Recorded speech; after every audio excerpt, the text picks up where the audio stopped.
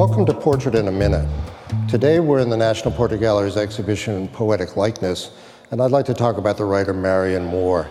Marianne Moore was the first great woman poet of the 20th century, succeeding Emily Dickinson as the great woman poet of the 19th century. Marianne Moore really breaks through the glass ceiling which had been holding women back in the literary professions, and she makes it possible for many other women writers to follow her, including her student, the poet Elizabeth Bishop. Marianne Moore had an interesting statement. She said about poetry, "I too dislike it."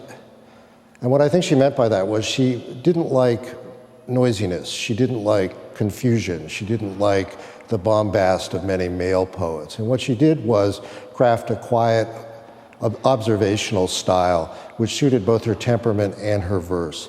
She used syllabics, a way of counting syllables in order to create the line, and she really creates a lovely, closely watched effect in her poems. And I'd like to close by reading an excerpt from her great poem, A Steeplejack. The whirlwind, fife, and drum of the storm bends the salt marsh grass, disturbs stars in the sky and the star on the steeple.